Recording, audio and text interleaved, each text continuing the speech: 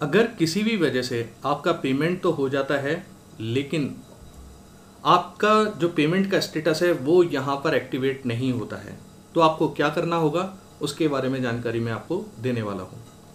एक चीज़ का आप ध्यान रखिएगा, जब भी आप ऑनलाइन रिपोर्टिंग के लिए पेमेंट को इनिशियलाइज करते हैं, जैसे मैं अगर यहाँ आपको करके दिखाऊं, जब भी आप इनिशियलाइज करेंगे, इनिशियलाइज करने के बाद आपके पास एक ईमेल जाएगा, जिस ईमेल के अंदर आपको ये ऑर्डर नंबर मिलेगा।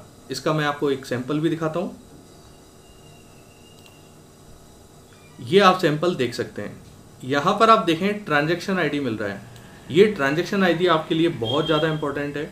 वो इसलिए इंपॉर्टेंट है कि अगर किसी वजह से 10,000 का पेमेंट आपका डिडक्ट हो जाता है लेकिन ऑनलाइन स्टेटस या अपडेट नहीं होता है, तो आपको क्या करना है।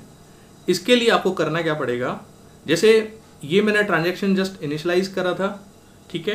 तो यहाँ पर क्या है कि ये अभी तक कुछ नहीं करेगा, ठीक है ना। इसमें या फिर मैं एक बार और पेमेंट कर देता हूँ। आप यहाँ देख सकते हैं, अगर मैंने यहाँ से सेलेक्ट किया टेस्ट बैंक, ओके, यहाँ पर आपको अपना क्रेडिट कार्ड वगैरह की डिटेल्स डालनी है और ये मेरा ट्रांजैक्शन आईडी है। अब मैं डैशबोर्ड पे वापस से जाता हूँ, देन मुझे लॉगिन करना है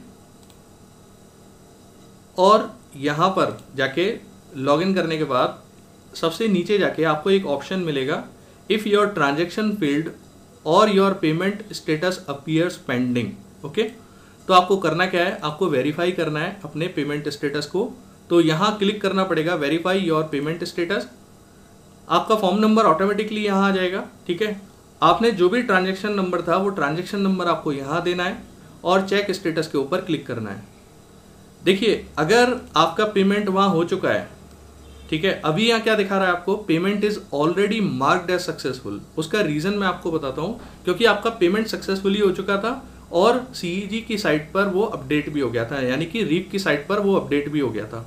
अगर मैं बैकएंड से इसे डिसेबल कर देता हूं तो आपको क्या कंडीशन दिखाई देगी या क्या दिखाई देगा वो मैं आपको बताने जा रहा हूं। आपको क्या करना है, जैसे मैं लॉगिन करता हूं, यूजर नेम या फॉर्म नंबर और पासवर्ड आपको डालना है। देन उसके बाद आपको इस बटन के ऊपर क्लिक करना है। क्लिक करने के बाद ट्रांजैक्शन नंबर डालना है जो आपको ईमेल पर प्राप्त हुआ है। Then check status.